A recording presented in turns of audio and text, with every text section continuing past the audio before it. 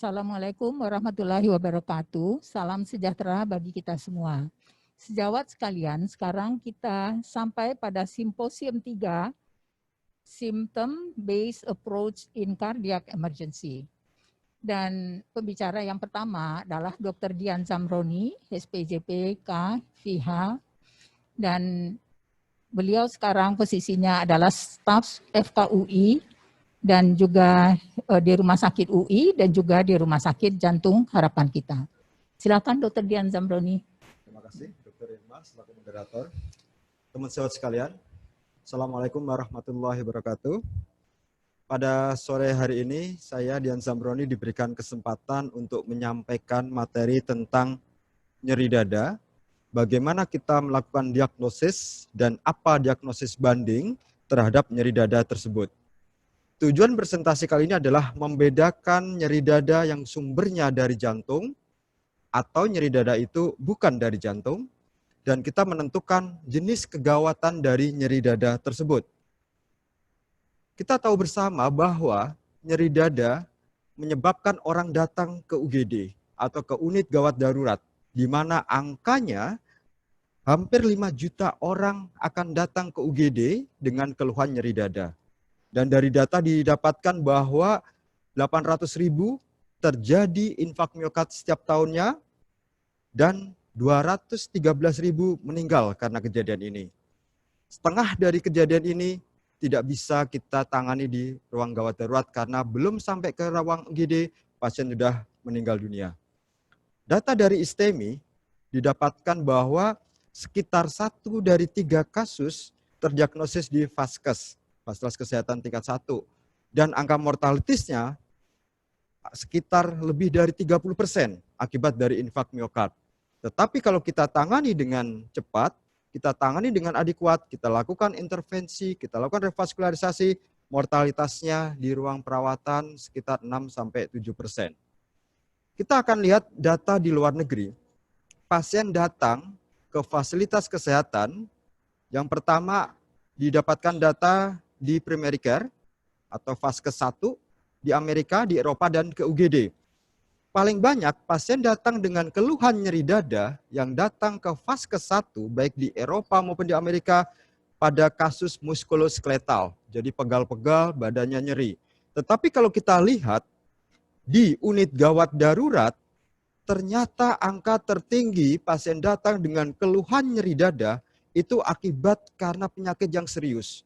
Dalam hal ini adalah karena infark miokard, karena unstable angina pectoris, emboli paru, dan gagal jantung akut. Ada faktor lain yang juga menyebabkan pasien datang ke UGD, salah satunya adalah masalah psikologis. Mungkin kita ingat bagaimana fenomena artis yang meninggal, zaman saya PPDS dulu ada artis Adjie Massaid meninggal, itu kita sebut sebagai sindrom Adjie Massaid. Pada malam hari kami jaga, pada saat itu datang pasien dengan keluhan nyeri dada, usianya bervariasi, ada laki-laki perempuan usia muda, dan akhirnya UGD penuh pada saat itu karena adanya sindrom Adjie Massaid. Nah, itu masalah psikologis. Ternyata dari hasil pemeriksaan tidak didapatkan masalah kardiovaskular. Tetapi harus kita ingat bahwa nyeri dada itu sangat-sangat mengganggu pasien. Apabila kita sebagai dokter menerima pasien dengan keluhan nyeri dada, dan kita salah mendiagnosis, akibatnya bisa fatal. Misalnya, pasien nyeri dada karena diseksi aorta, dokter yang menerima menganggap sebagai sindroma koroner akut, dilakukan loading dual antiplatelet, aspirin, dan clopidogrel, menyebabkan perdarahan. Mungkin pasien datang dengan nyeri dada, khas infark miokard, tetapi dianggap sebagai diseksi aorta, tidak mendapatkan dual antiplatelet. Jadi, penting, kita harus bisa menegakkan diagnosis itu nyeri dada, bagaimana kegawatannya. Yang pertama, nyeri dada kita harus bedakan dari lokasi di mana lokasi nyeri dada itu muncul. Ada lokasi retrosternal, berarti di bagian tengah dada. Ada nyeri kardiak, ada nyeri esofagus, ada nyeri perikardium, ada diseksi aorta, ada lesi di mediastinum, atau karena emboli paru. Mungkin ada juga di punggung. Bisa juga nyeri karena iskemik juga, bisa juga karena nyeri otot, nyeri muskuloskeletal, dan sebagainya. Tetapi kita harus ingat, ternyata dari nyeri dada yang muncul tersebut, kita bisa runut untuk menegakkan suatu diagnosis sumber nyeri dadanya ada di mana. Yang pertama, kita harus ingat bahwa pada keluhan nyeri dada ada onset, yaitu saat dimulainya pertama kali nyeri dada itu muncul. Karena itu akan menentukan bagaimana goal terapi, misalnya pada sindroma koroner akut, kita akan lakukan tindakan revaskularisasi pada ST elevasi myocardial infarct, kita tahu onsetnya sudah berapa jam. Yang kedua, provokasi. Nyeri dada itu muncul apakah dipengaruhi oleh posisi, dipengaruhi oleh gerakan, atau dipengaruhi oleh makanan. Jadi penting untuk menentukan bahwa kalau mungkin dengan posisi muskuloskeletal, mungkin dengan makanan, mungkin GI tract masalahnya, atau dispepsia. Mungkin juga mungkin berespon dengan pemberian nitrat, mungkin itu suatu nyeri dada iskemik. Kemudian quality atau kualitas dari nyeri dadanya. Apakah nyeri visceral, apakah kutaneus? Kemudian ada nggak penjalarannya? Lokasinya di mana? Ada penjalaran di mana? Dan severity dari nyeri dadanya, skalanya berapa saat dia datang ke UGD atau datang menemui kita untuk mendapatkan pertolongan. Dan time, durasi. Karena durasi ini untuk menentukan, misalnya kalau dia nyeri iskemik, apakah mengarah ke infark atau kondisi yang stabil. Dari dua jenis nyeri, kalau dia sifatnya kutaneus, berarti dia nyerinya di superficial. Bisa dari otot, bisa dari kulit, atau bisa dari tulang. Dari lapisan paling luar, misalnya dari kulit. Mungkin dia ada riwayat herpes zoster, nyerinya neuralgia. Atau dia ada riwayat trauma, nyerinya ke arah otot. Atau pasca trauma ada fraktur, misalnya nyerinya muskuloskeletal. Kalau nyerinya sifatnya visceral, dalam, tumpul, mungkin satu nyerinya dari kardiak, yang kedua non-kardiak. Kita pisahkan dulu kalau dia nyeri kardiak. Kalau dia nyeri kardiak, kita bisa bedakan apakah penyebabnya karena proses iskemik ataukah karena non-iskemik. Kalau dia prosesnya iskemik, kita tentukan apakah anginanya ini stabil ataukah ini suatu sindroma koroner akut. Sedangkan kalau dia non-iskemik, mungkin ada inflamasi yang menyebabkan terjadinya miokarditis, ataukah karena perikarditis atau kardiomiopati. Sedangkan yang non-kardiak mungkin dari paru, misalnya emboli paru, atau pneumonia, atau tensin pneumotorak, ataukah karena gastrointestinal, misalnya karena ulcus pepticum, aorta, diseksi aorta, atau masalah di mediastinum, atau justru tidak ada kelainan, tetapi yang muncul adalah karena masalah psikologi. Nah, kalau kita pisahkan nyeri dada antara kardiovaskular, pulmonari, gastrointestinal, muskuloskeletal, neurologik, maupun yang lainnya, yang paling sering datang pasien ke UGD adalah karena masalah kardiovaskular, yaitu suatu serangan jantung atau infark miokard akut, sindroma koroner akut, unstable angina pectoris, diseksi aorta, tamponade dengan perikarditis, atau ke arah emboli paru, atau ruptur esofagus, atau masalah muskuloskeletal saja. Karena itu, kita akan bahas satu persatu. Yang akan kita bahas ini adalah kegawatan yang mencakup masalah kardiovaskular, yaitu nyeri dada kardiak, yang kita sebut sebagai angina. Kalau kita bicara dengan angina, tentang angina, maka yang harus kita tahu bahwa penyebab adanya angina adalah karena adanya iskemia. Di mana iskemianya muncul karena adanya ketidakseimbangan antara suplai dan kebutuhan. Suplai ditentukan oleh pembuluh darahnya, oleh hemoglobinnya, kemudian kebutuhan bisa ditentukan oleh karena kebutuhan kontraktilitas dari jantung, termasuk heart rate dan masalah wall stress.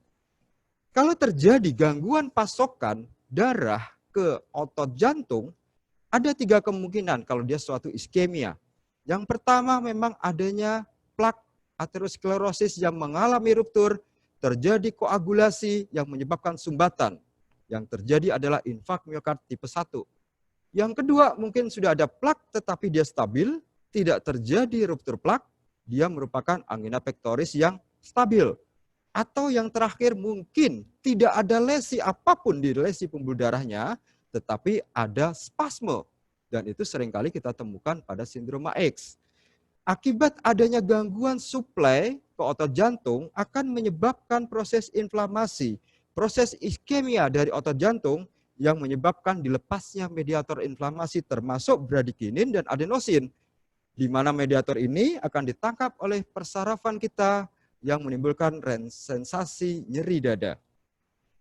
Nah, kita masuk ke satu-satu. Nyeri dada kardiak atau angina. Angina pectoris ada yang stabil, ada yang tidak stabil. Kita sebut angina pectoris kalau dia ada nyeri di bagian tengah dada, kemudian ada penjalaran ke leher, ke punggung, lengan kiri, lengan kanan, ke ulu hati epigastrium atau ke arah rahang, kemudian dia dipicu oleh aktivitas yang lebih berat atau berkurang dengan istirahat atau pemberian nitrat. Kalau kita lakukan pemeriksaan EKG, mungkin kita temukan ada segmen ST yang mengalami elevasi, atau segmen ST yang mengalami depresi, atau suatu T inversi. Nah, kalau ini suatu angina, maka kita tentukan karakteristik dari lokasinya, substernal, epigastrium, durasinya kita tentukan sudah berapa menit, kemudian kualitinya seperti apa, kayak ditindih beban berat, kayak ditekan, kayak dibakar, kemudian apakah diprovokasi oleh aktivitas atau emosional, atau berkurang dengan pemberian nitrat atau dengan istirahat. Kalau terpenuhi 3 hal ini, maka kita sebut sebagai angina yang tipikal. Tetapi kalau memenuhi 2 kriteria, dia atipikal angina, sedangkan kalau kurang dari 2 atau hanya terpenuhi 1 kriteria, maka kita sebut sebagai non-cardiac pain. Nah, dari nyeri dada ini, ada beberapa hal yang menyebabkan pasien datang ke UGD dalam kondisi gawat darurat atau life-threatening cause of chest pain. Yang pertama adalah sindroma koroner akut, emboli paru, diseksi aorta, tension pneumotorak, ruptur esofagus, perikarditis dengan disertai oleh adanya tamponade. Kita bahas satu-satu yang berhubungan dengan masalah jantung. Yang pertama, angina atau masalah chest pain yang sumbernya dari kardiak. Nyeri dadanya kualitasnya seperti apa? Kayak ditindih beban berat, rasa terbakar, sumbernya ada di bagian belakang dada kita. Kemudian ada penjalaran ke lengan kiri, ke punggung, ke bahu, ke rahang, ulu hati, dipicu oleh aktivitas atau stres emosional, dan seringkali menghilang dengan istirahat atau nitrat. Kalau durasinya dia tidak terlalu lama, 1-10 menit, hilang dengan istirahat, mungkin masih bersifat angina pectoris yang stabil. Tetapi kalau angina pectoris yang stabil itu berubah sifatnya, berubah kondisinya, 1, apakah nyeri dadanya tersebut muncul saat istirahat dan durasi lebih dari 20 menit, maka dia menjadi angina pectoris yang tidak stabil yang mengarah pada sindroma koroner akut. Yang kedua, baru pertama kali nyeri dada dalam 1 bulan terakhir dan langsung dalam kategori Canadian Cardiovascular skornya langsung kelas 3. Yang terbaru disebutkan antara kelas 2 dan kelas 3. Atau anginanya berubah sifatnya menjadi angina progresif. Dalam hal ini lebih berat keluhannya, durasinya lebih lama, frekuensinya lebih sering, dan mungkin aktivitas ringan sudah timbul rasa nyeri. Sudah berubah kualitasnya, dia menjadi tidak stabil atau mengarah pada sindroma koroner akut. Dan juga mungkin angina muncul ada riwayat infak sebelumnya yang kita sebut sebagai angina pasca infak. 4 hal ini menandakan bahwa jenis anginanya tidak stabil dan mengarah pada sindroma koroner akut. Tetapi pada orang-orang tertentu, nyeri dadanya tidak tipikal atau kita sebut atipikal pada sindroma koroner akut. Keluhannya enggak jelas, mungkin dalam bentuk nyeri ulu hati, sakit lambung, kayak ditusuk-tusuk atau sesak nafas. Dan keluhan nyeri dada seperti ini seringkali muncul pada orang tua dengan umur lebih dari 75 tahun, pada perempuan, pada pasien diabetes atau pasien dengan chronic kidney disease atau pasien dengan demensia. Begitu kita tahu ini nyeri dadanya angina, nyeri dadanya tidak stabil, mengarah pada sindrom koroner akut, maka segera kita lakukan pemeriksaan tambahan untuk menentukan apakah dia suatu ST elevasi myocardial infarct atau non-ST elevasi myocardial infarct. Kalau dia suatu sindrom koroner akut dengan ST elevasi segmen ST-nya, maka dia adalah kondisinya STEMI. Artinya ada sumbatan total pada pembuluh darah koroner epikardial. Sedangkan kalau dia EKG-nya ST depresi atau T inversi yang terjadi sumbatannya mungkin parsial atau embolisasi ke arah distal. Kita beri tambahan pemeriksaan berupa pemeriksaan enzim jantung yaitu troponin. Pada STEMI, troponinnya meningkat. Pada non-ST elevasi ACS, troponin bisa meningkat menjadi non-STEMI atau dia normal, kita sebut angina pectoris tidak stabil. Kalau dia suatu infak miokard, WHO telah memukakan ada kriteria infak miokard akut pada sindrom koroner akut. Yang pertama, ada keluhan nyeri dada khas infak. Yang kedua, ada perubahan gambaran EKG, ST elevasi atau ST depresi. Yang ketiga, ada kenaikan enzim jantung, CK, CKMB, dan troponin. Kita terserah, kita yang miliki yang mana, bisa troponin. Kalau ada troponin, itu lebih direkomendasikan karena dia bisa menilai kenaikan enzim jantung mulai onset 1 jam kalau HS troponin dan bertahan sampai dengan 14 hari. Jadi tanda infaknya akan jelas kalau kita periksa troponin. Berbeda kalau kita pemeriksakan dengan CK atau CKMB.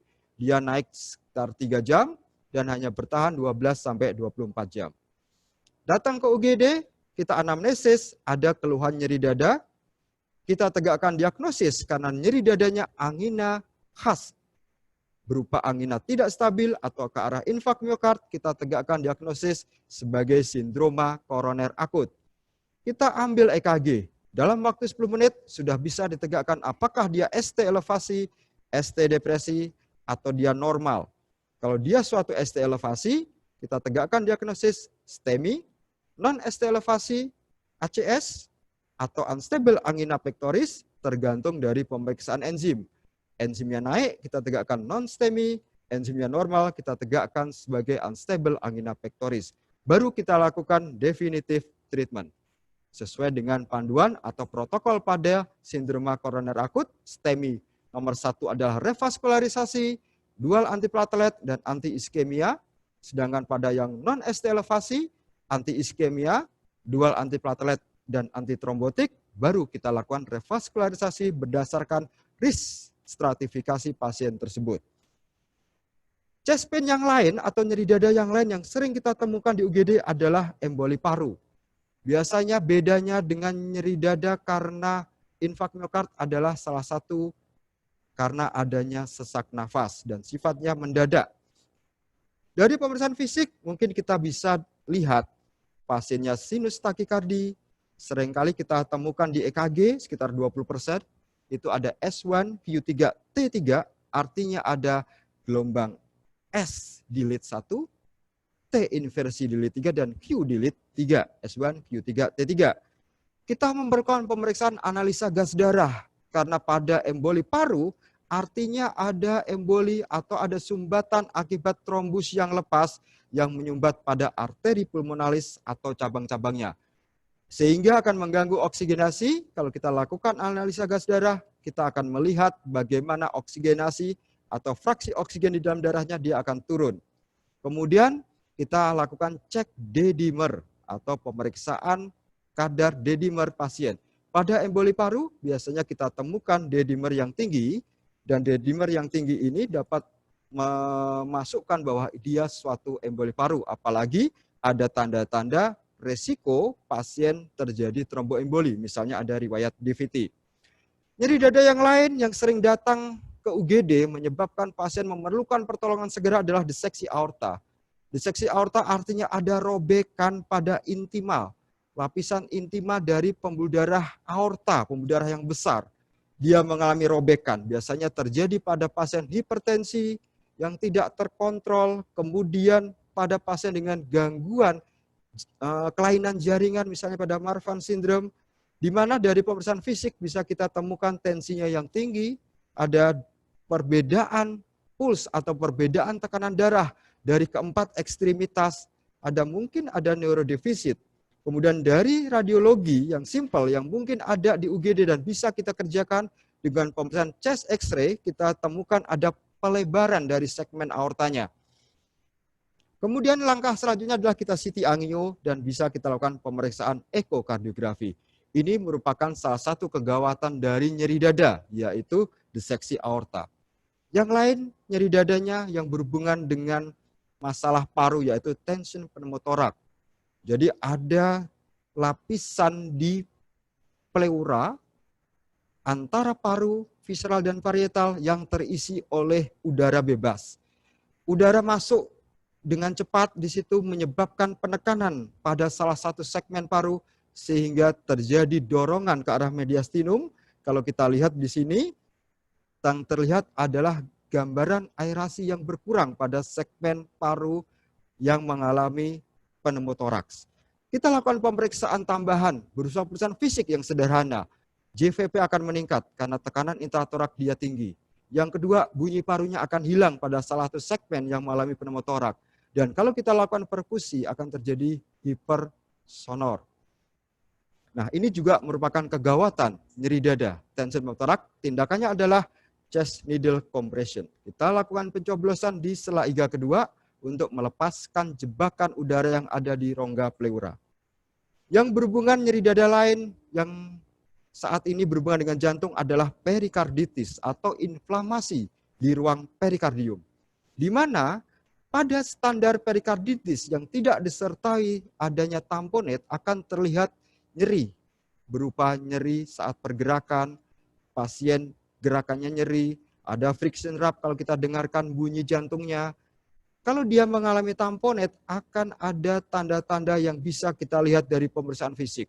Yang pertama, JVP-nya akan meningkat karena influx darah yang masuk ke dalam ventrikel kanan akan terhalang karena tekanan di ventrikel kanan, di atrium kanan dia tinggi akibat adanya tamponet atau cairan atau darah yang ada di rongga perikardium. Kemudian kalau kita dengarkan dengan pemeriksaan fisik, kita auskultasi akan kita dengarkan bunyi jantungnya yang jauh. Kalau kita periksa dengan EKG, akan terlihat low voltage QRS-nya. QRS-nya pendek-pendek, atau kita temukan adanya QRS alternan, yaitu suatu kondisi di mana tinggi gelombang R-nya itu berubah-ubah sesuai dengan gerakan jantung. Saat jantung dia bergerak mendekati salah satu lead, misalnya lead V2, dia akan tampak tinggi, begitu dia menjauh karena dia goyang-goyang di dalam cairan perikard, dia akan tampak rendah.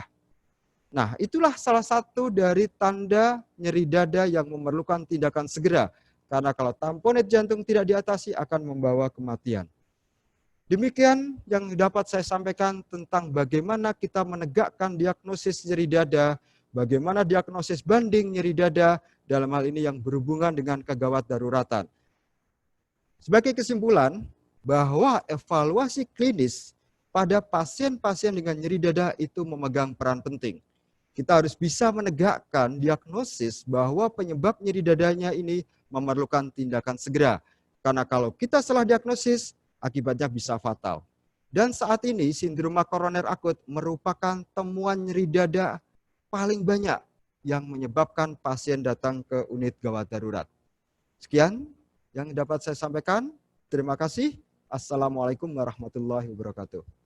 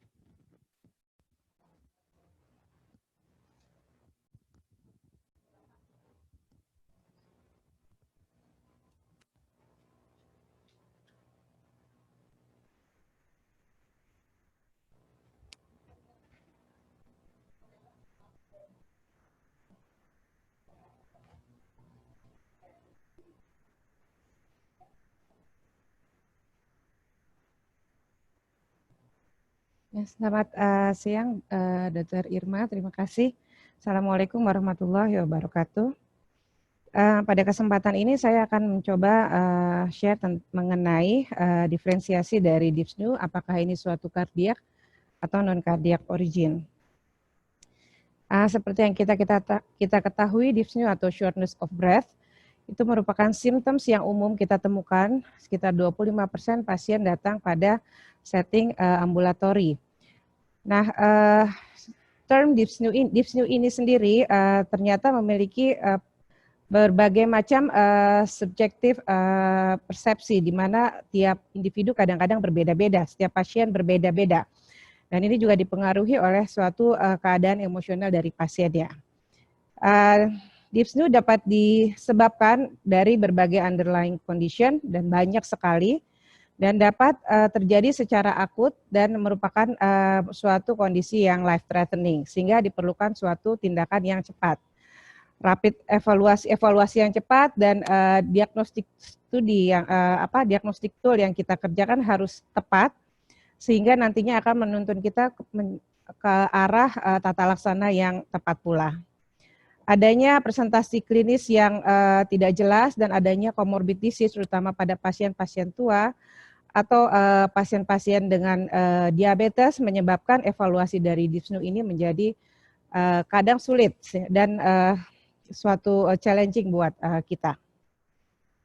Dari American Thoracic Society sendiri dikatakan bahwa dyspnea itu adalah suatu breathing discomfort yang dipengaruhi oleh subjektif dari pasien dan merupakan interaksi dari berbagai faktor fisiologi, psychological, sosial maupun lingkungan.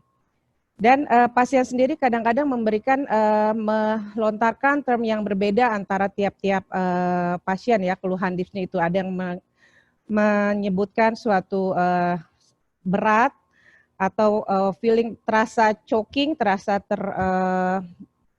tertekan, terasa nafasnya tidak tidak lepas, sehingga untuk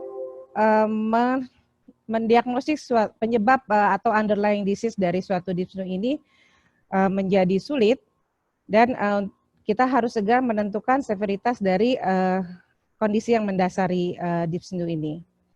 Ini adalah general approach pada suatu acute dyspnea. Jadi kalau pasien datang ke emergency dengan suatu dyspnea yang akut, tentunya kita tidak bisa melaksanakan suatu step-step diagnostiknya dari awal anamnesis, pemeriksaan fisik, pemeriksaan laboratorium, baru tata laksana. Itu tidak bisa seperti itu. Jadi harus kita lihat pasien dengan acute dyspnea yang datang ke emergensi, harus kita lihat pertama mengakses severitasnya bagaimana. Apakah dyspnea yang pada pasien ini yang berat atau tidak, sehingga kita bisa melakukan tata laksana yang tepat, dan sambil melakukan tata laksana baru kita mengambil history atau anamnesis dan pemeriksaan fisik.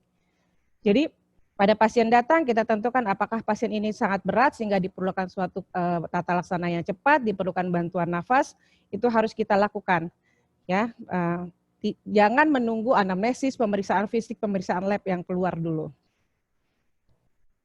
Bagaimana caranya mengakses suatu keparahan atau severitas? Yang pertama kita lihat adalah vital sign-nya, tachypnea, heart rate-nya berapa, respiratory-nya berapa, saturasinya berapa.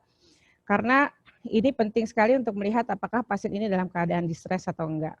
Lalu posisi pasien, apakah dia bisa supine atau dia harus duduk dalam kondisi sesaknya ini dan tidak bisa berbicara dengan enak, jadi hanya sepatah kata saja. Lalu ada penggunaan respiratory muscle tambahan dan perubahan dari kesadaran pasien seperti agitasi dan juga adanya diaforesis atau tidak.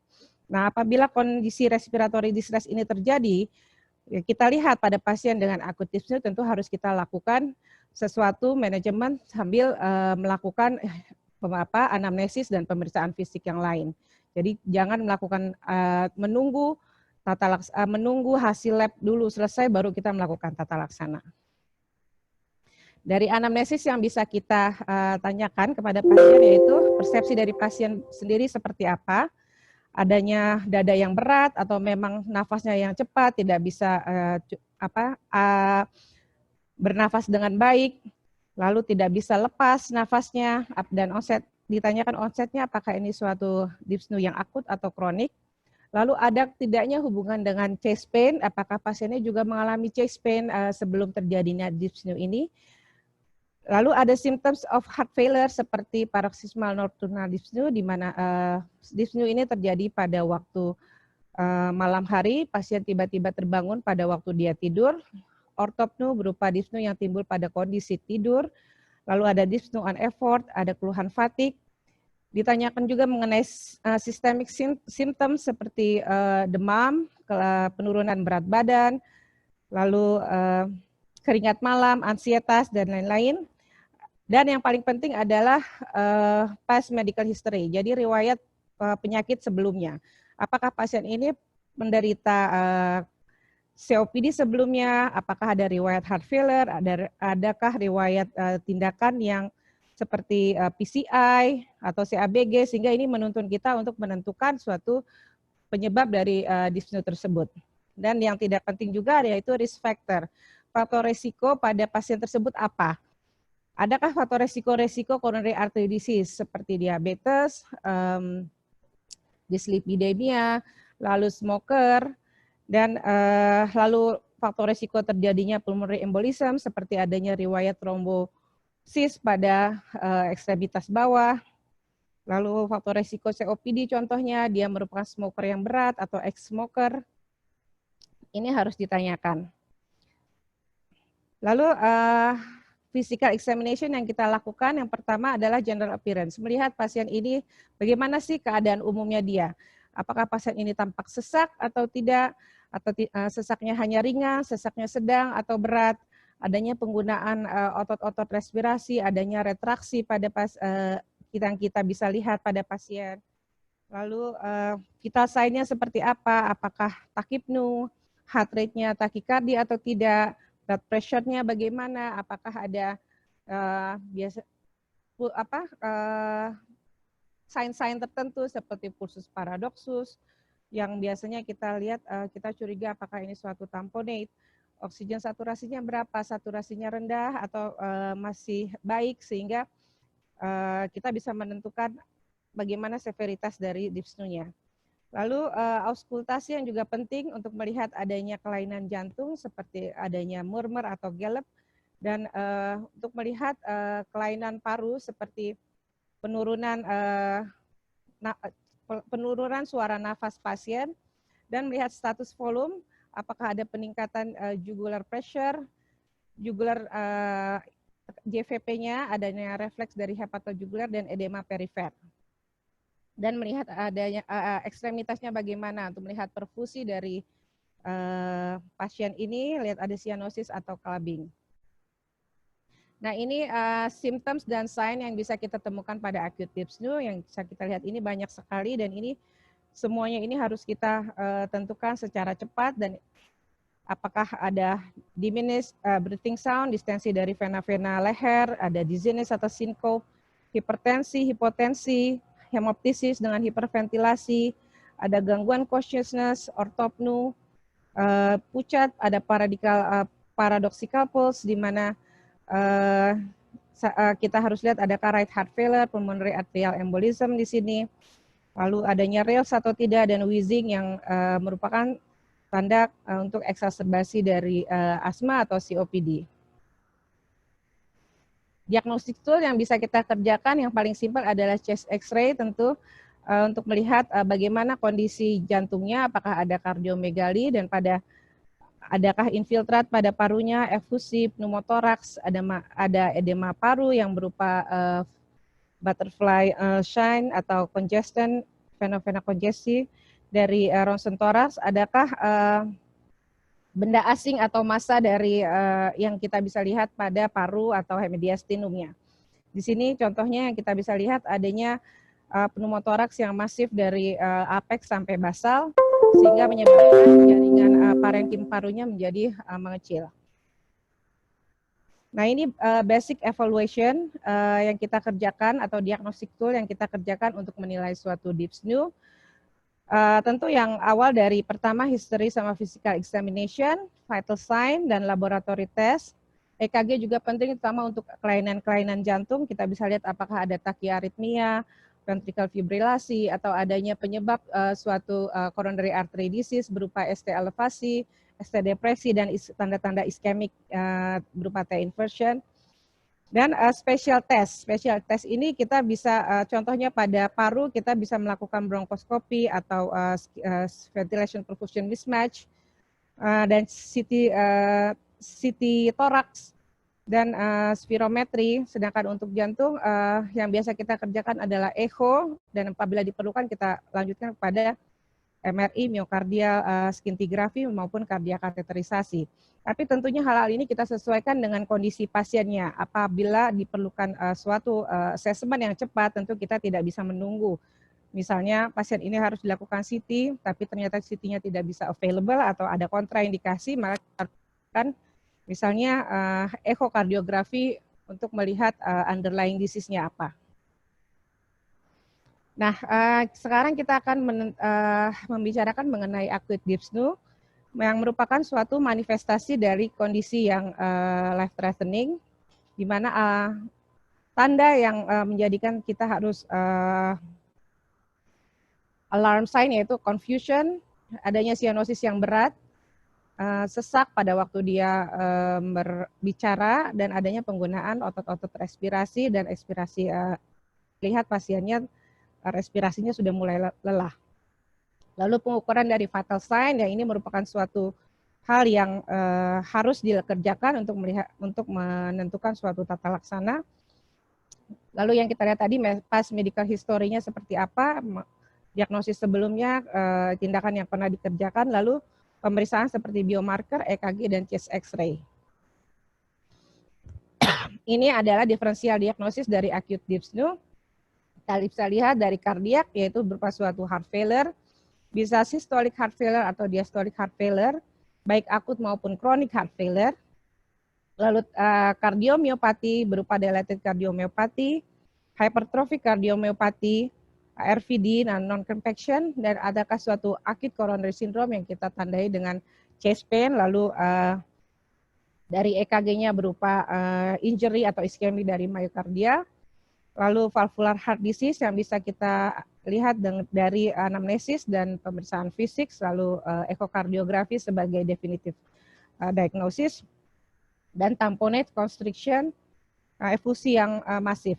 Lalu non-kardiak berupa airway obstruction, pulmonary causes, COPD, pneumothoraks, emboli paru, neurological causes seperti stroke atau neuromuscular disease, dan penyebab mekanis, serta obat-obatan. Nah, bagaimanakah role dari biomarker sendiri? Untuk kasus-kasus dyspnea yang disebabkan oleh kelainan jantung, biomarker ini mempunyai peranan yang penting. Contohnya yang sudah kita kerjakan yaitu pemeriksaan BNP atau NT-proBNP, di mana sangat berguna untuk eksklusi dari congestive heart failure. 94 sampai mempunyai negatif predictive value yang tinggi, 94 sampai 98%, di mana BNP kurang dari 100 dan NT-proBNP-nya kurang dari 300, ini merule out adanya acute congestive heart failure. Lalu troponin, di sini kita melihat nilai troponin secara serial untuk menentukan apakah dyspnea ini disebabkan oleh acute coronary syndrome. Yang kita lihat adalah peningkatan troponin, mungkin ada CKMB dan CK dan CKMB.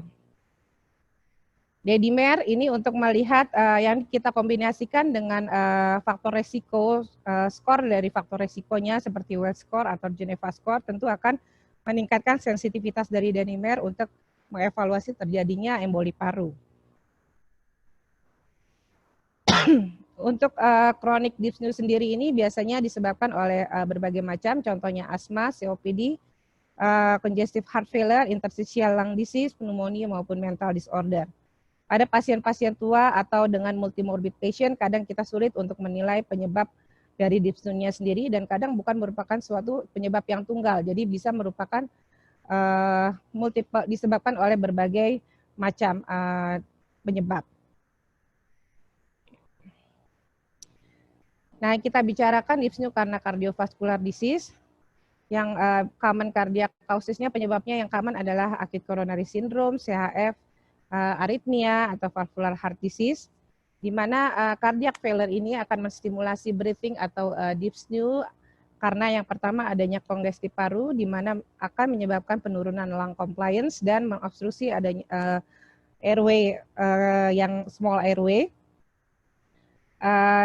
Pada saat aktivitas atau exercise, penurunan cardiac output ini akan membatasi oksigen supply ke otot-otot skeletal sehingga menyebabkan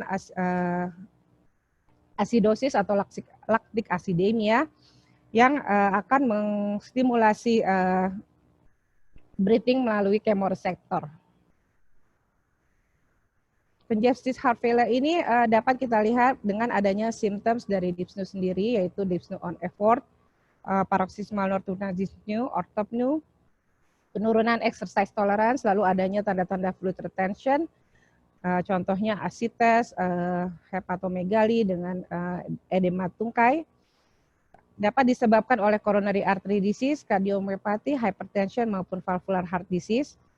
Congestive heart failure ini kita bisa bedakan menjadi 3, heart failure dengan reduced ejection fraction, dengan preserved ejection fraction maupun dengan mid-range ejection fraction. Artinya apa? Bahwa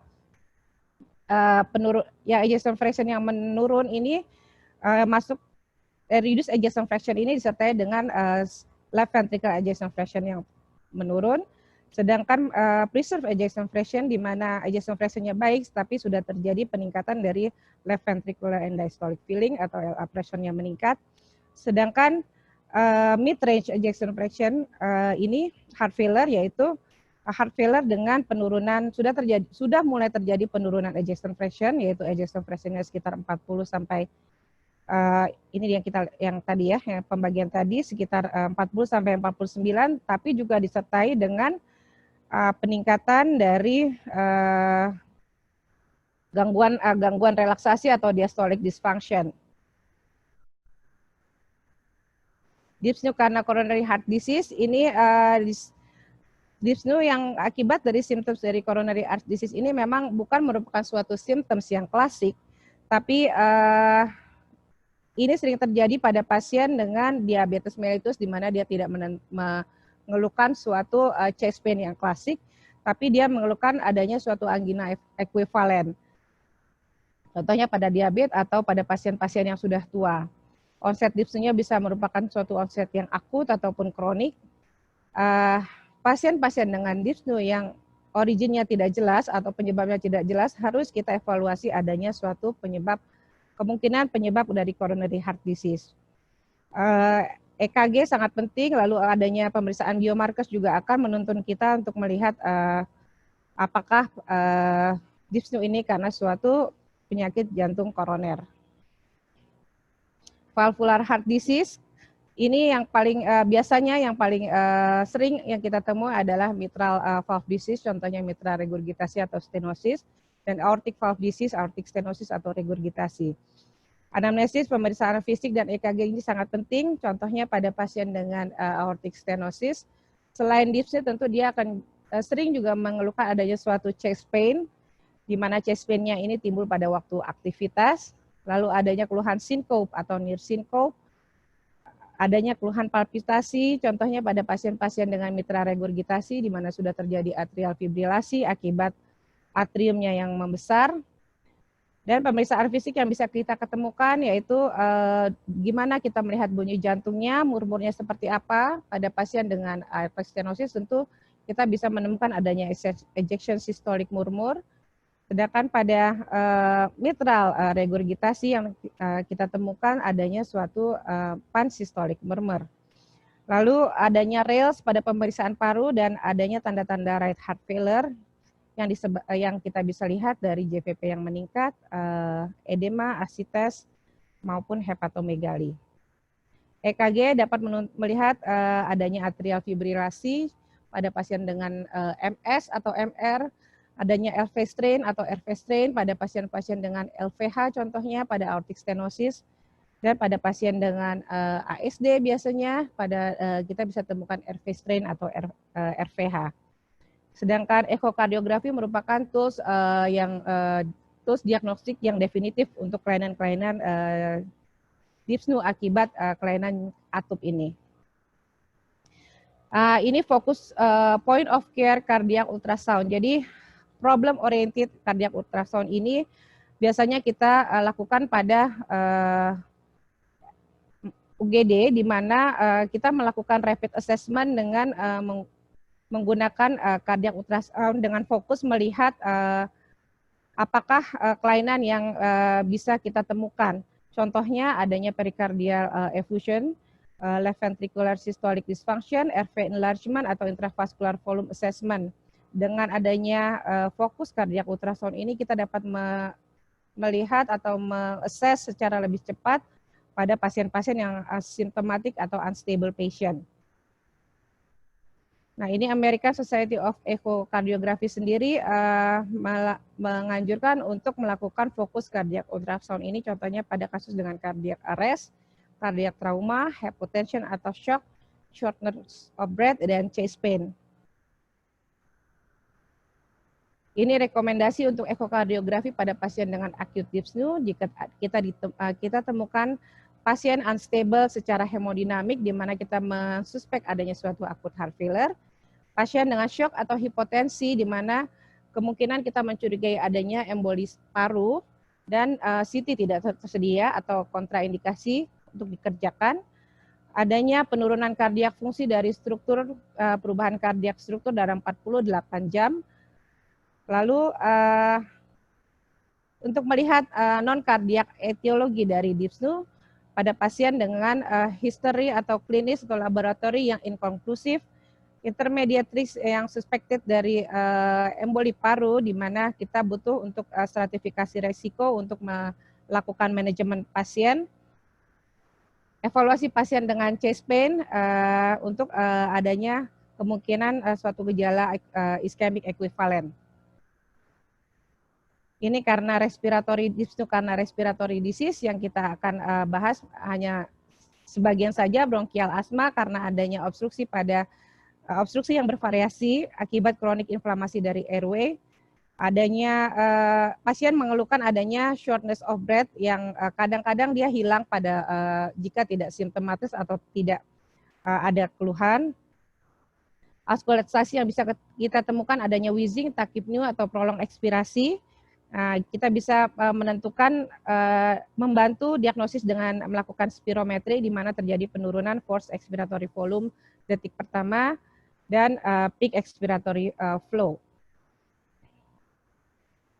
Untuk chronic obstructive pulmonary disease disebabkan karena destruksi dari parenkim paru, sehingga paru menjadi overinflasi dan penurunan dari elastik dari paru. Akibatnya terjadi obstruksi yang tetap pada aliran nafas bagian bawah. Simptom yang kita temukan berupa sesak disertai batuk dengan sekret yang cukup banyak. Dan pada pasien ini tentu kita harus menanyakan risk factor yang berupa smoker atau past smoker pada pasien. Chest X-ray yang bisa kita lihat yaitu adanya emphysematus lung dengan diafragma yang mendatar dan vaskularisasi paru yang tidak jelas karena hiperinflasi dari paru sendiri. Dyspnea karena pneumonia ini adanya dyspnea yang disertai dengan keluhan demam, cough ataupun pleuritic pain. Physical examination yang bisa kita temukan adanya tachypnea, ada rales dan bronchial breathing. Dan dari laboratorium tes kita bisa melihat adanya peningkatan dari parameter infeksi atau inflamasi dan adanya penurunan arterial blood gas analysis, hipoksemia. Chest X-ray dan CT akan membantu dengan melihat adanya suatu infiltrat. Lalu ini dyspnea karena acute airway obstruction yang bisa kita lihat dengan adanya keluhan stridor atau symptoms dari stridor, dan suaranya muffled, drooling, adanya penggunaan otot-otot respirasi, tambahan adanya retraksi, dan hipoksia jika sudah lanjut. Yang dapat menyebabkan acute obstruksi pada airway ini, yang pertama adalah angioödem, infeksi berupa epiglotitis, abses retrofaring, peritonsillar abses, Ludwig angina, benda asing, trauma atau inhalasi dari injuri akibat inhalasi. Ini contohnya kita bisa lihat angioudem, lalu adanya tonsilitis atau abses. Ya dok, sebentar lagi. Dan ini contoh adanya benda asing dari Rosenthorax. Yaitu sebagai summary, terakhir adalah dyspnea merupakan simptom yang sering kita temui pada praktek umum dan ruang gawat darurat, di mana dapat disebabkan oleh kardiak atau non-kardiak origin. Dan diagnosis dari dyspnea ini kadang challenging bagi kita karena pasien kadang-kadang mengeluhkan term of dyspnea sendiri itu sangat subjektif dan bisa disebabkan oleh berbagai macam underlying condition. Untuk itu, dyspnea yang acute harus dan bermanifestasi sebagai life-threatening condition harus dikerjakan suatu diagnostik evaluasi yang secepatnya dan tata laksana manajemen yang secepatnya. Sekian, terima kasih dok. Ya, terima kasih Dr. Yofi. Dr. Yofi telah memaparkan dengan luas mengenai bagaimana membedakan dyspnea apakah kardiak atau non-kardiak. Mungkin dari sejawat-sejawat sudah ada pertanyaan, harap disampaikan melalui Q&A. Dan kita akan sampai pada pembicara ketiga, yaitu Dr. Sunu Raharjo dengan judul Palpitation in Emergency Department, Is it emergency or not? Silakan Dr. Sunu. Dr. Sunu adalah staf di Rumah Sakit Jantung Harapan Kita di Divisi Aritmia.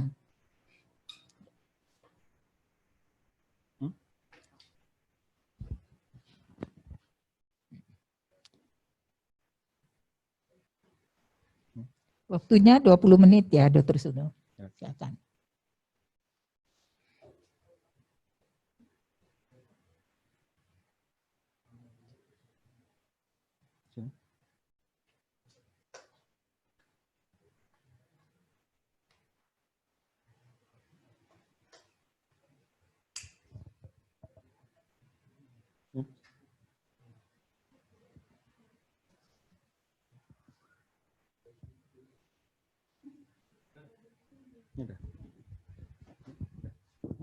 Ini mic-nya.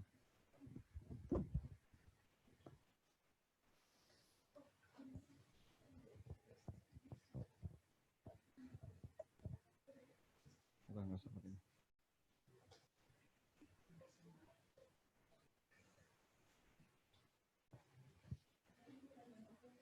Bisa.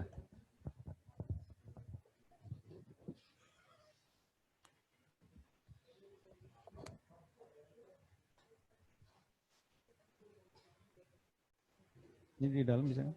Oke, di dalam bisa.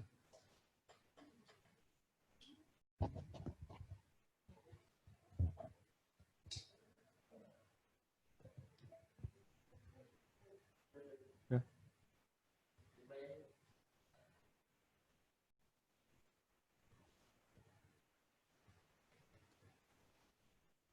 Baik, Assalamualaikum warahmatullahi wabarakatuh. Terima kasih Dr. Irma, guru saya, dan organizing committee dari virtual WICOP pada tahun 2020 ini.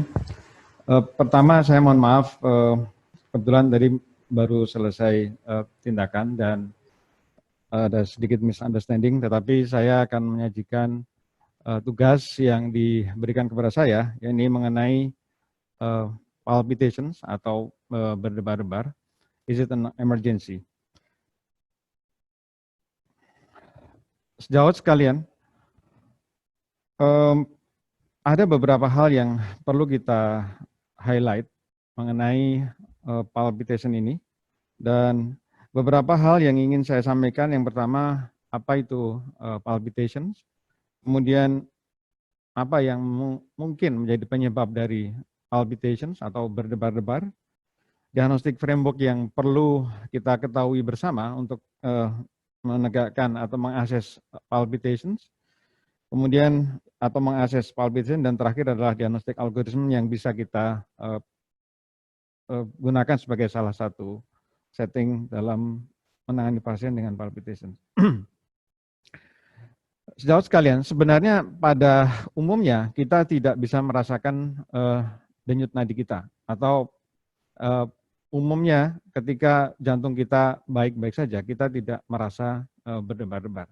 Tetapi ketika ada rasa berdebar-debar, maka perlu kita pelajari dan perlu kita pahami. Kenapa? Karena biasanya ada sesuatu yang mungkin bisa menjadi perhatian bagi pasien tersebut atau bagi kita sebagai dokter yang menanganinya. Jadi satu definisi yang dipropose tentang palpitation adalah subjektif. Jadi sebenarnya dia adalah subjective sensations terhadap jantung kita, terhadap denyut jantung kita, yang dia bisa faster than normal, maaf.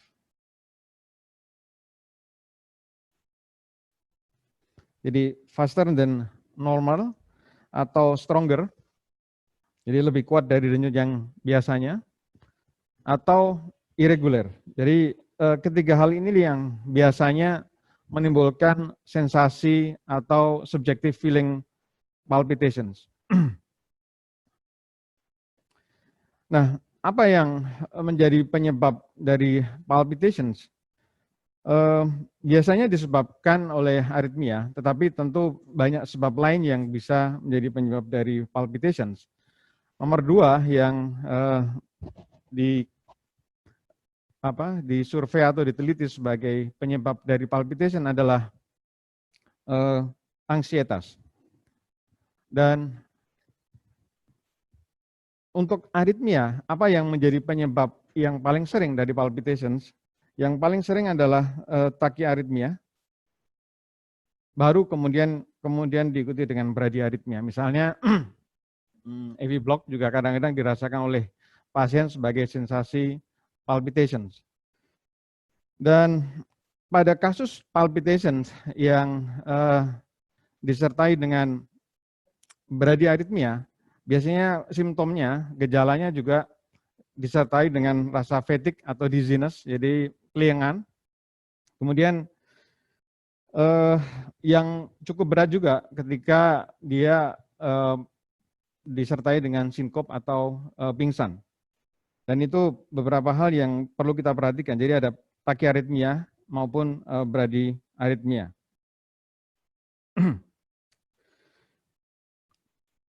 Bagaimana diagnostik framework untuk menghadapi pasien dengan palpitations? Diagnostik framework terbaik adalah apa yang pada saat itu kita hadapi. Jadi biasanya pasien harus kita lakukan pemeriksaan EKG dan kita lihat apakah ada gangguan aritmia pada EKG pasien tersebut. Kemudian yang cukup sering kita temukan dalam praktek sehari-hari adalah aritmia sinus takikardia. Dan sinus takikardia ketika terdokumentasi dari EKG yang kita hadapi pada pasien yang sedang kita periksa, kita harus mengeksplorasi lebih jauh lagi apa yang menjadi penyebab dari takikardia tersebut. Apakah suatu kecemasan ataukah suatu dehidrasi dan sebagainya. Ini ada beberapa hal yang mungkin perlu kita cermati yang menjadi penyebab dari palpitations. Yang bagian sebelah kiri ini adalah condition which present atau datang ke kita dengan sinus takikardia dan pasiennya merasa berdebar-debar. Jadi ada beberapa hal yang perlu kita eksplorasi, kita tanyakan pada anamnesis. Apakah ada konsumsi atau intake stimulan misalnya, kemudian beberapa obat-obatan yang bisa menstimulasi adrenergik, mungkin misalnya pasien yang menderita asma, dia mungkin menggunakan beta agonis misalnya. Kemudian beberapa pasien atau beberapa orang cukup sensitif dengan kafein yang ada pada kopi misalnya, dan itu tentu juga kita harus eksplorasi pada anamnesis pasien tersebut. Kemudian mungkin di kita tidak terlalu banyak, tapi mungkin di negara barat alkohol, kemudian penggunaan benzodiazepin juga perlu diperhatikan. Dan yang juga tidak kalah pentingnya adalah kalau pasiennya sudah lama sebagai pasien jantung dan dia menggunakan beta blocker kemudian di stop, ada yang disebut dengan beta blocker withdrawal. Yang lain adalah hipoglycemia, hyperthyroidism atau hipertiroid yang tentu kita harus periksa juga nanti dalam follow up atau investigasi lebih lanjut. Dan ada sekitar 30% lebih pasien yang palpitation sebenarnya hanya karena ansietas. Nah, tetapi kita harus mengeksplorasi dengan jelas apakah memang tidak ada penyebab organik lain yang bisa ditemukan pada pasien tersebut. Kemudian to closely related disorder yang related dengan autonomic dysregulation yaitu POTS, dan ada lagi yang disebut dengan inappropriate sinus tachycardia.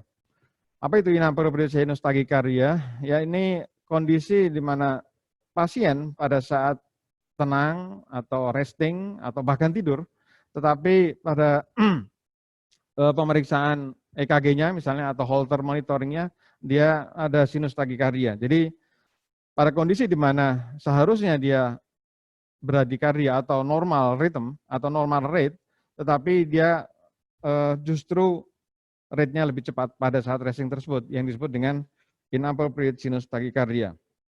Nah, di antara aritmia yang mungkin menjadi penyebab dari palpitations, yang takikardia yang paling banyak kita temui dalam praktek adalah atrial fibrillations. Nah, ini memang atrial fibrillation atau AF merupakan gangguan aritmia yang paling sering. Mungkin populasi di Indonesia jumlah pasien dengan AF lebih dari 2 juta. Kemudian supraventricular tachycardia, kemudian ventricular tachycardia juga menjadi salah satu yang perlu kita perhatikan. Dan pada saat kita melakukan asesmen pasien tersebut, kita juga harus memperhatikan apakah pasien mempunyai struktur jantung yang normal atau mempunyai underlying cardiac disease atau tidak. Sementara itu yang bradikardia yang juga pasien kadang mengeluh dengan palpitation adalah satu heart block, baik yang second degree heart block maupun yang complete heart block. Kemudian ada slow AF, tapi biasanya kedua hal ini akan disertai dengan keluhan yang lain, yaitu dizziness atau bahkan near syncope dan syncope. Dan pada wanita muda, kita paling sering menemukan setelah kita investigasi lebih lanjut adalah adanya ectopic beat atau extra beat, baik itu ventricular maupun atrial premature beat. Ini beberapa hal yang perlu kita perhatikan sebagai possible cause dari palpitations. Nah, kita lanjutkan dengan bagaimana mengakses palpitations. Pertama, tentu anamnesis yang sangat memegang peranan penting dalam hal ini. Jadi, duration dan timing dari palpitation tersebut. Apakah palpitation atau berdebar-debarnya itu sudah berlangsung lama atau baru mulai 1-2 hari yang lalu? Itu hal yang penting lagi, karena kalau berlangsung sudah lama, itu sering misalnya pada mereka yang dengan paroxysmal atrial fibrillation itu sering pasiennya menegasikan karena keluhannya pada awal-awalnya hanya short durations, tetapi dia datang ke kita karena durasinya semakin lama semakin lama dan semakin sering. Kemudian how frequent the episode, ya. Kenapa ini penting? Karena ini menyangkut apa follow up yang harus kita lakukan pada pasien tersebut. Pada mereka yang durasi dari atau frekuensi dari palpitasinya terjadi setiap hari, maka salah satu pemeriksaan yang bisa kita lakukan adalah Holter 24 jam misalnya. Tetapi kalau keluhan palpitasinya hanya muncul seminggu sekali atau bahkan sebulan sekali, tentu tidak pada tempatnya kita melakukan pemeriksaan Holter 24 jam. Dan ini akan kita akan kehilangan objective finding-nya. Dan pada saat yang keluhannya seminggu sekali atau sebulan sekali atau bahkan setahun 2-3 kali, mungkin event recorder bisa dipertimbangkan. Kemudian ada trigger khusus tidak sehingga pasien mengeluh dengan palpitation? Pada beberapa kasus pasien mengeluh datang ke kita dengan rasa berdebar-debar yang muncul tiba-tiba dan hilangnya juga tiba-tiba. Dan hal yang seperti ini menjadi salah satu kecurigaan kita bahwa kemungkinan merupakan suatu supraventricular tachycardia. Tapi kalau pada mereka yang munculnya hanya sesaat-sesaat dan tidak terlalu sering, kita bisa menduga kemungkinan suatu ectopic beat. Kemudian the quality of the palpitations. Apakah terlalu cepat, apakah irregular, ataukah terlalu kuat. Dan ini tentu akan mengarahkan kita kepada beberapa diagnosis yang penting nantinya. Dan tadi seperti yang disampaikan oleh Dr. Yofi juga, ada tidaknya dyspnea, kemudian sinkop, lightheadedness, chest pain, dan atau ansietas pada seorang pasien. Dan seperti tadi di dalam diagnostik algoritma kita sampaikan juga, jadi adanya riwayat penyakit jantung sebelumnya itu menjadi satu hal yang perlu kita pegang karena ada kecurigaan mungkin suatu ventricular tachycardia atau suatu atrial fibrillation karena misalnya dia sudah lama dengan hypertension seperti itu.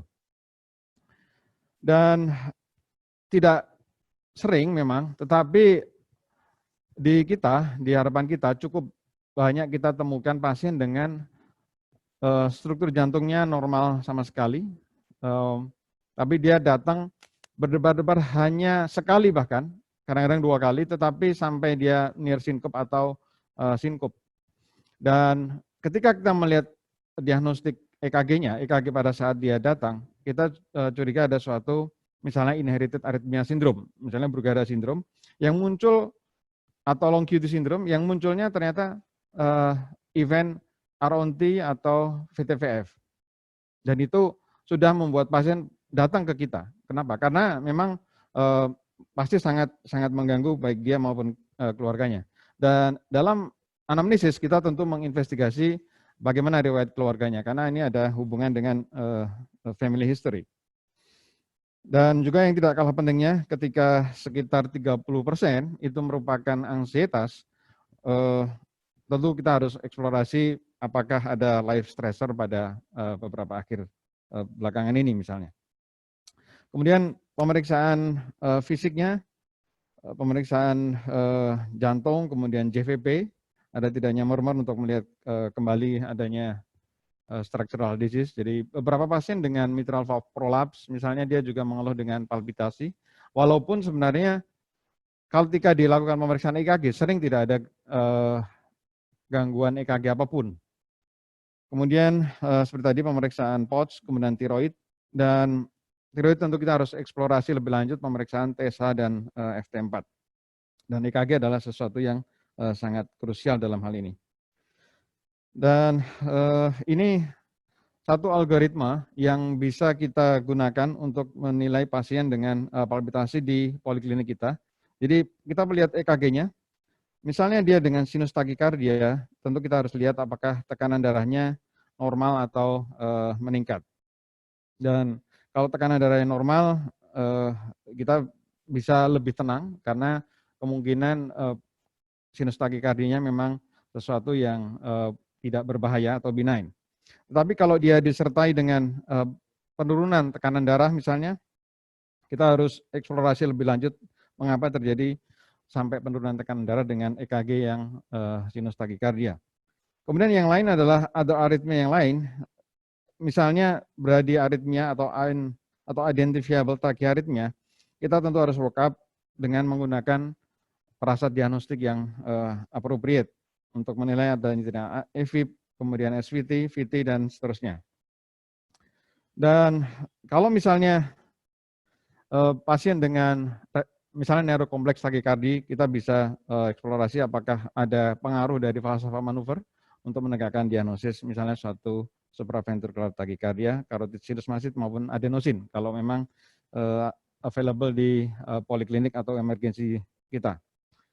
Dan kalau palpitasi EKG-nya normal dan waktu dilakukan pemeriksaan juga normal sinus rhythm, kita harus eksplorasi lebih lanjut untuk melihat apakah perlu dilakukan pemeriksaan Holter atau pemeriksaan event recorder, atau bahkan kalau keluhannya, terima kasih dok, atau misalnya kalau dia mengeluh dengan keluhan yang berat tadi, sinkop dan hanya terjadi setahun 2 kali, kita bisa melakukan yang disebut dengan ILR atau implantable loop recorder. Untuk apa? Untuk menilai ada tidaknya gangguan tachyarrhythmia atau bradyarrhythmia yang sampai membuat simptom yang cukup berat atau malignan. Dan ini ada 2 contoh kasus yang ingin saya tampilkan. Ini salah satu keluhan yang sering disampaikan oleh pasien dengan extra beat atau PVC. Jadi dia merasa denyutnya hilang, tetapi juga pada saat yang sama dia juga merasa berdebar. Nah ini berdebarnya itu sebenarnya denyut hilang itu ketika muncul PVC. Kenapa? Karena saat PVC muncul tidak ada blood flow ke circulating. Ya. Tetapi setelah PVC-nya muncul, kemudian muncul beat berikutnya, the next beat itulah yang sebenarnya membuat si pasien merasa palpitasi atau berdebar. Ini yang perlu kita perhatikan, dan khas keluhan dari pasien tersebut, saya merasa denyut saya hilang dok, tetapi saya merasa berdebar juga. Dan ini paling sering disebabkan oleh satu extra beat. Dan ini juga pasien kita, jadi dia mengeluh dengan sinkop. Jadi berdebar dan sinkop. Ternyata waktu kita lakukan pemeriksaan Holter, kita lihat ada VF.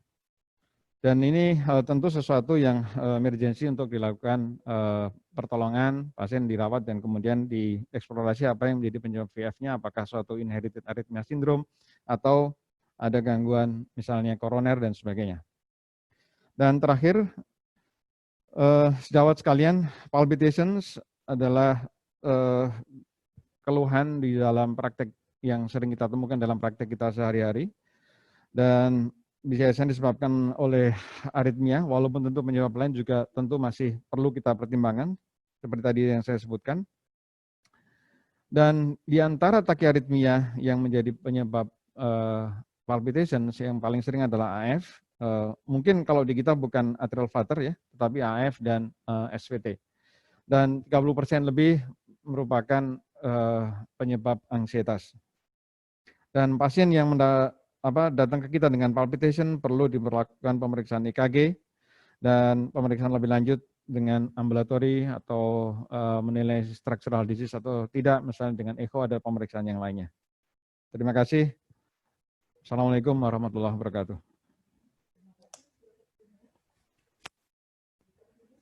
Sampaikan mengenai palpitasi di emergency. Apakah itu termasuk emergency atau tidak?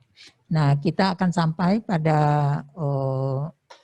diskusi, dan dapat saya simpulkan bahwa telah kita dengarkan tadi mengenai perbedaan chest pain, bagaimana yang kardiak atau non-kardiak dari Dr. Dian Zambroni, dan dyspnea dari Dr. Yufi Kurniawati dan dari Dr. Sunu. Silakan Dr. Yufi, Dr. ini silakan. Kita akan sampai pada pertanyaan karena saya lihat di sini sudah banyak pertanyaan dari peserta. Ya, saya akan memberikan kesempatan dua pertanyaan dulu ya untuk masing-masing supaya lebih adil ya. Ya, pertanyaan pertama ini dengan ID 0556 ya. Ini pertanyaannya kepada Dr. Dian Zambroni ya. Jadi ada pasien dengan gejala khas angina, pada EKG ditemui ST elevasi, tetapi pada PCI tidak ditemukan adanya coronary obstruction, disebut di sini ENOCA ya. Apakah pada saat pasien di IGD vaskes pertama yang tidak ada fasilitas PCI, apakah perlu kita berikan dual antiplatelet? Dan karena menimbang kemungkinan pasien hanya INOCA. Terima kasih banyak. Begitu pertanyaannya. Ya, terima kasih Dr. Irma. Terima kasih atas pertanyaan yang ditujukan kepada saya. Jadi kalau kita di Vaskes 1, di mana kita hanya bisa melakukan anamnesis, pemeriksaan fisik, dan terbatas pada EKG, dan keluhannya dia khas nyeri dada, suatu angina yang mengarah ke arah infak dan EKG-nya ST elevasi, maka yang harus kita pikirkan adalah problem yang paling berat dulu, yaitu suatu ST elevasi myocardial infarct. Artinya yang kita pikirkan adalah sumbatan total pada pembuluh darah koroner sebelum terbukti tidak. Nah, kalau kita mengacu pada guideline bahwa dia suatu ST elevasi, maka yang harus kita berikan pertama di fase 1 adalah loading dual antiplatelet. EKG bisa ditegakkan dan kita rujuk ke vaskes di atasnya atau vaskes lanjutannya untuk dilakukan tindakan revaskularisasi. Nah, tindakan revaskularisasi tergantung dari modalitas apa yang kita punya. Kalau di vaskes 1 dia sudah punya fibrinolitik, bisa diberikan fibrinolitik. Tetapi kalau misalnya tidak punya, dirujuk untuk dilakukan diagnostik. Dan ternyata saat didiagnostik, angiografinya ternyata normal koroner. Tidak ada sumbatan. Jadi mungkin yang pertama adalah MINOCA, myocardial infarct non-occlusive artery coronary. Yang kedua kita harus tahu diagnosis banding dari ST elevasi. Mungkin yang pertama dia adalah suatu perikarditis. Dia ST elevasinya dia bersifat menyeluruh. Yang kedua mungkin dia ada awalnya itu mungkin early repolarisasi. Yang ketiga mungkin dia suatu left ventricle aneurysma. Jadi bukan suatu kondisi infark miokard akut akibat sumbatan pada pembuluh darah koroner. Tetapi tindakan loading itu tidak akan membawa kerugian buat pasien. Tetapi kalau dia benar suatu infark miokard, dia justru akan membawa keuntungan buat pasien. Saya rasa jelas ya jawaban dari Dr. Dian Zambroni. Dan pertanyaan yang kedua dari Dr. Dwi Akbarina Yahya. Nah, di sini mengenai pasien juga yang datang ke IGD dengan keluhan nyeri dada khas. Namun dari pemeriksaan EKG tidak ditemukan tanda ST elevasi atau depresi atau T inversi. Serta pemeriksaan lain normal. Sedangkan RSUD tidak memiliki pemeriksaan enzim jantung. Apakah tetap diterapi sesuai protokol ACS? Bagaimana manajemen pasien tersebut selanjutnya? Ya, terima kasih dokter. Jadi buat teman-teman yang ada di fase 1 di mana keterbatasan modalitas untuk menegakkan definit dari diagnosisnya, yang kunci yang harus dikuasai adalah anamnesis. Jadi pastikan bahwa anamnesis dari nyeri dadanya adalah suatu nyeri dada ke arah kardiak. Karena kalau misalnya nyeri dadanya dia itu ternyata non-kardiak, misalnya nyerinya itu ke arah diseksi aorta, dan nyerinya itu seperti dirobek-robek, pemberian dual antiplatelet justru kontraindikasi. Jadi kalau dari anamnesis kita tegakkan bahwa dia nyeri kardiak, di mana memenuhi 3 kriteria, yaitu nyeri dada sesuai dengan lokasinya, ada penjalaran, ada provokasi, ada reliever, kemudian ada kualitinya, terpenuhi 3, dia nyeri dada tipikal angina. Dari nyeri dada tipikal angina, tentukan bahwa dia suatu nyeri dada yang stabil, atau yang tidak stabil. Kalau stabil berarti dia enak dengan istirahat, dipicu dengan aktivitas, dia tidak memerlukan dual antiplatelet loading. Tetapi mungkin perlu dirujuk untuk evaluasi sebagai chronic coronary syndrome. Jadi suatu proses plak yang stabil yang memerlukan tindakan diagnostik lebih lanjut. Tidak ada ketergesaan pada saat itu.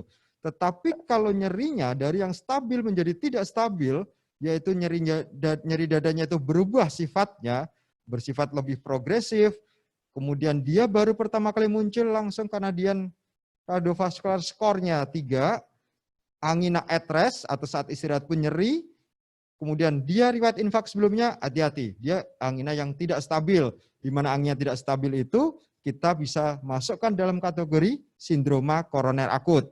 Di sini peran dual antiplatelet, loading diberikan dan anti angina diberikan. Nggak usah ragu-ragu, diberikan aja dulu, nanti dirujuk untuk diagnostik definitif ke vaskes tingkat lanjut.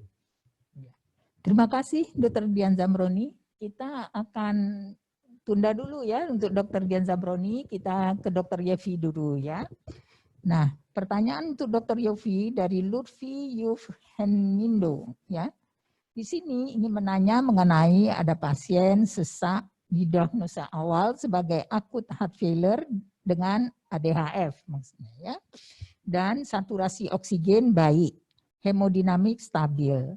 Pemberian furosemid awal baik IV maupun drip untuk pasien tersebut bagaimana ya dok? Dan berapa menit kita pantau untuk sesaknya jika tidak berkurang? Jika tidak berkurang, apakah kita tambah untuk furosemidnya? Untuk dyspnea yang disebabkan karena ADHF ya dok ya, di setting Ya, emergency ADHF ya. Jadi setelah kita curiga dyspnea ini karena acute heart failure atau acute decompensated heart failure, tentunya dengan pemeriksaan tertentu ya. Jadi ada kita temukan rails, ada tanda-tanda kongesti pada pasiennya, tentu bisa kita berikan suatu diuretik untuk mengurangi preload dari jantung dan mengurangi volume kongesti akibat gangguan acute decompensated heart failure-nya. Pemberian diuretik sendiri mungkin bisa kita berikan secara intermittent dulu dengan kita berikan awalnya berupa intravenous, tentunya intravenous diuretik, dan kita pantau apabila tidak bisa respon diuresisnya tentu tidak bagus, tentu kita bisa memulai dengan diuretik drip kalau kita yakin memang ini suatu tanda-tanda overload dari cairan gitu dok. Mungkin kita bisa lihat selama 30 menit kalau kita tidak ada perubahan kita bisa lakukan eskalasi dari dosis dari diuretik ya. Lalu selain diuretik tentu kita harus memberikan vasodilator kalau memang diperlukan gitu. Kalau memang stabil, kan tadi stabil pasiennya ya, dalam artian hemodinamik cukup baik, tensinya cukup, jadi kita bisa memulai vasodilator berupa mungkin nitrat yang bisa kita berikan pada pasiennya. Ya. Jadi dijawab Dr. Yofi bahwa bisa diberikan tambahan daripada furosemid, dieskalasi, kemudian juga bisa ditambahkan vasodilator. Iya, ya, vasodilator. untuk berikutnya. Dan pertanyaan yang berikutnya untuk Dr. Yofi, ya, pasien dyspnea karena heart failure didiagnosa dengan CHF atau ADHF. Apakah bedanya? Heart failure itu sendiri kan dia term secara general ya dok ya. Jadi heart failure itu ada yang akut, ada yang kronik. Nah yang akut ini kan kita bagi lagi menjadi ada beberapa subset dari acute heart failure gitu ya. Ada yang salah satunya yang acute decompensated heart failure tersebut. Nah ini apakah gimana dok, maaf? CHF, mungkin maksudnya sini congestive heart failure atau chronic heart failure, bisa dua kemungkinannya kan, dan yang satunya ADHF. Apakah? Bagaimana bedanya? Oh, bagaimana bedanya? Yeah.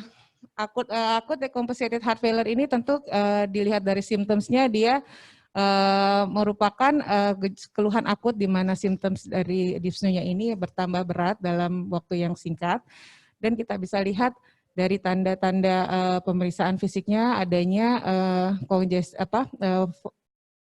dia kan masuk ke dalam wet and warm, jadi masuk ke adanya tanda-tanda kongesti dari parunya, tetapi masih dalam batas kurang dari sepertiga dari lapangan parunya. Sedangkan kalau chronic heart failure tentu dia tidak ada perburukan dari simptomsnya sendiri dalam waktu dekat, terus kita bisa lihat tidak ada railsnya mungkin ada tapi tidak makin bertambah berat dibanding yang sebelumnya.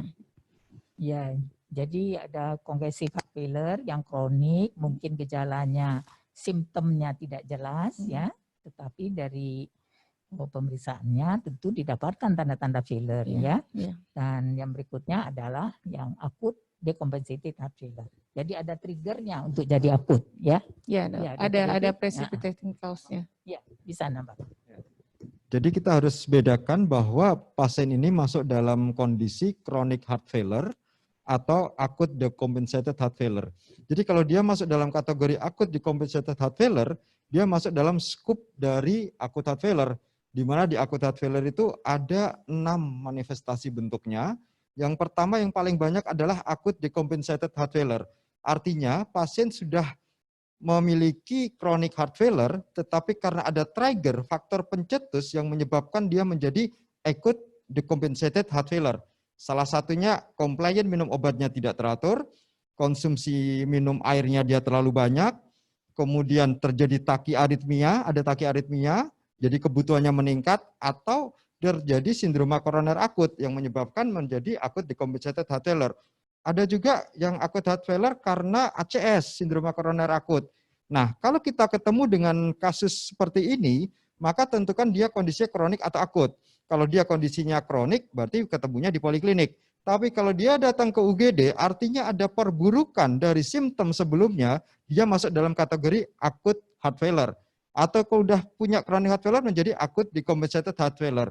Maka tata laksananya tergantung dari manifestasi klinis yang kita bisa temukan. Untuk dokter-dokter umum yang di UGD cukup menggunakan perabaan akral dan cukup dengan stetoskop. Kalau kita temukan ada rongki, artinya ada kondisinya wet. Kemudian kita raba akralnya dia hangat, berarti perfusinya bagus. Artinya wetnya dibuang dengan cara pemberian vasodilator untuk menurunkan left ventricle and diastolic pressure-nya sehingga kongesti di parunya berkurang. Kemudian juga dengan menggunakan venodilator terjadi vena kapasitannya meningkat, jadi aliran darah yang masuk ke dalam ventrikel kanan dan paru juga berkurang. Kalau dengan itu tidak bisa teratasi kongestinya, maka diberikan diuretik. Tapi kalau kondisi pasiennya dia ada wet, ada kongesti, tapi akralnya dingin, artinya perfusinya kurang. Maka perfusinya harus diperbaiki dengan menggunakan inotropik atau menggunakan vasopresor. Sampai nanti perfusinya bagus, tensinya naik, wetnya dibuang dengan vasodilator atau dengan diuretik.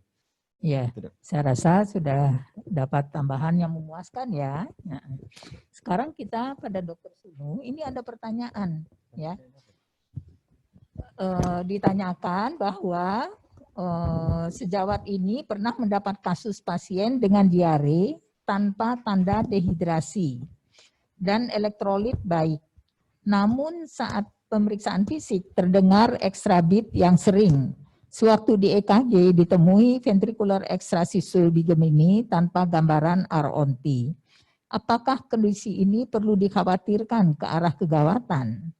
Karena dari tekanan darah dan rate baik, pasien juga tidak ada keluhan dan tidak ada riwayat berdebar, pingsan atau chest pain sebelumnya, sehingga tidak ingin dirawat untuk observasi lebih lanjut. Terima kasih, Dr. Irma. Saya merasa seolah-olah sedang ujian NBOE bertiga nih, Dok. Kebetulan kami satu angkatan kan. Yang uji dulu juga Dr. Irma, sahabat sekalian.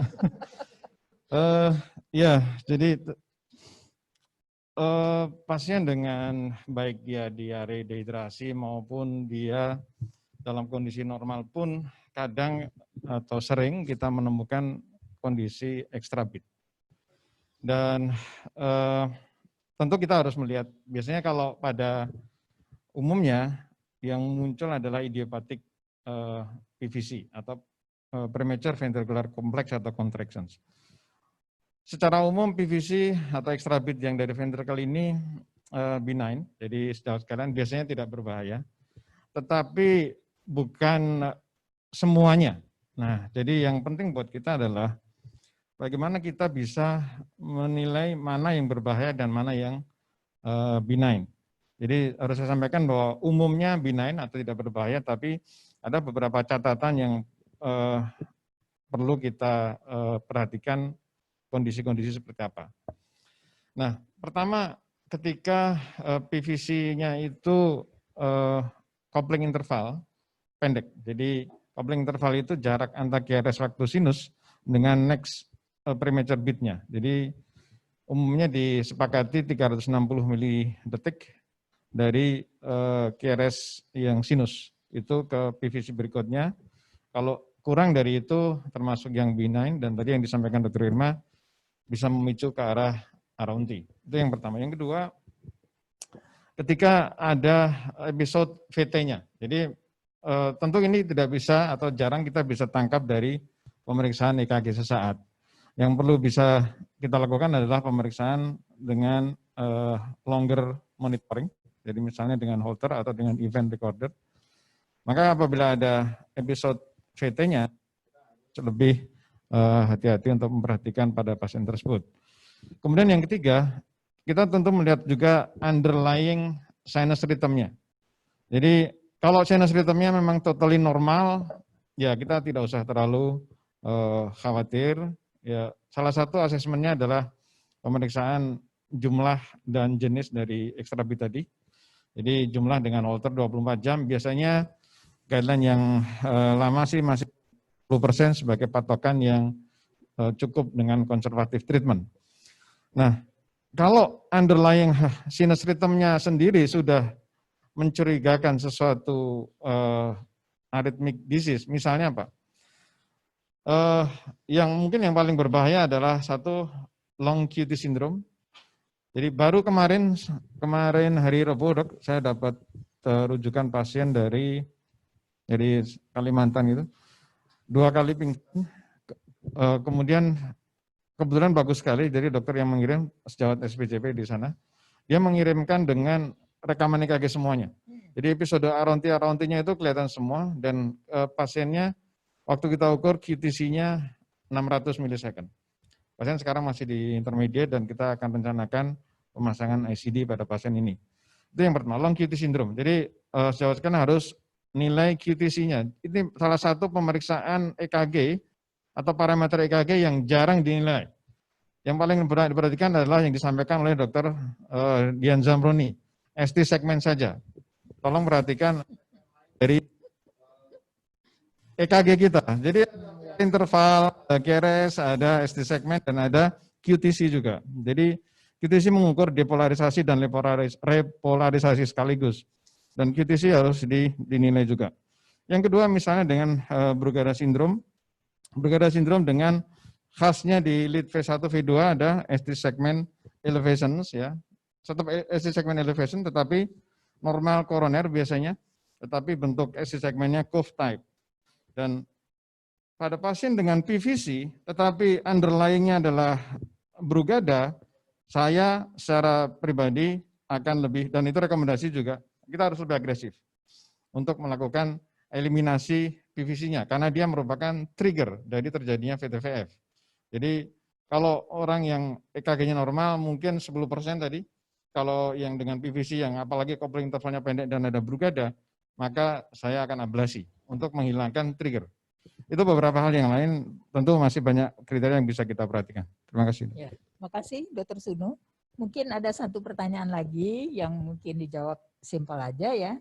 Di sini yang ditanyakan, jika bertemu gambaran EKG WPW pattern secara insidentil dan pasien tidak ada keluhan yang berhubungan dengan tahikardi, bagaimana workup selanjutnya yang dapat kita lakukan? Ya, silakan Dr. Dian dulu. WPW. Oh saya, ya. Okay. Ya, kan kalau ujian itu kan gantian dok. Ya, jadi pada pasien dengan WPW atau preeksitasi, memang sering kita menemukan pasien tidak ada simptom, sehingga disebut bukan WPW syndrome, tetapi WPW pattern. Nah, kita tentu harus eksplorasi sekali lagi, anamnesis dengan baik, apakah ada episode berdebar sebelumnya atau pingsan sebelumnya, karena yang paling kita khawatirkan dari WPW adalah episode AF dengan pereksitasi yang akan mimik seperti episode VF, jadi pingsan dan bisa sudden death. Ya, kalau nggak ada, jadi kita yang harus akses adalah satu, dilihat sejauh mana preeksitasi atau delta wave-nya itu hilang. Jadi tidak jarang pasien dengan WPW adalah WPW yang intermittent. Jadi kadang muncul, kadang tidak muncul. Nah, salah satu yang non-invasif yang bisa dilakukan sejawat sekalian adalah dilakukan treadmill test. Jadi sejauh mana delta wave-nya hilang. Jadi kalau dia treadmill test sampai ke maksimum exercise, dia delta wave-nya justru semakin manifest. Artinya penghantaran impuls itu pada saat rate lebih cepat, dia lebih banyak melalui accessory pathway di luar yang lewat AV node. Tetapi kalau pada saat treadmill test justru delta wave-nya semakin menghilang, artinya dia sudah refraktor, sudah tidak bisa dilalui lagi si accessory pathway, sehingga itu relatif benign. Itu yang paling simpel dengan treadmill test. Nah, kalau mau lebih akurat lagi adalah dengan pemeriksaan IPIS tadi.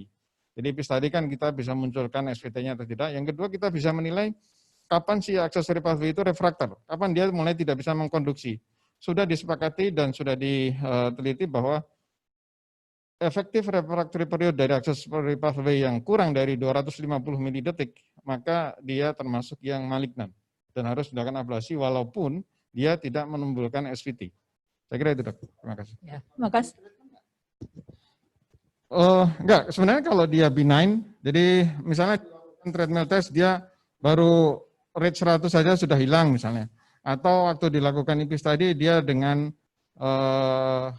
ERV-nya lebih dari 350 misalnya. Jadi relatif benign. Tidak harus dilakukan ablasi. Kalau treatment tidak ada treatment yang khusus, yang ada sebenarnya adalah prokainamid. Kalau pasien dengan preeksitasi, tapi kan tidak ada di Indonesia obatnya.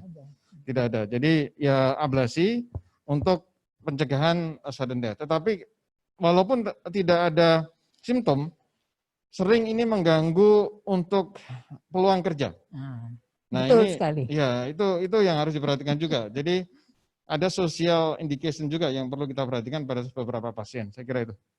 Iya. Makasih Dr. Sunu.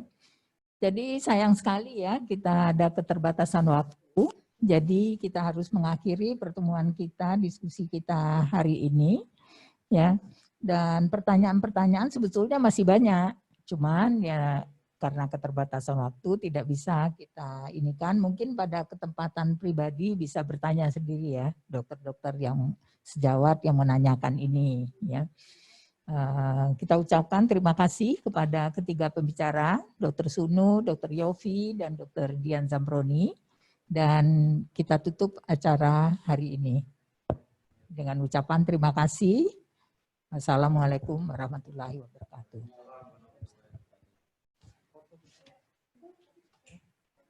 Kan fotonya tidak eksen. Sekarang yang melihat kamera. Melihat kamera. Ikut dong. Ya.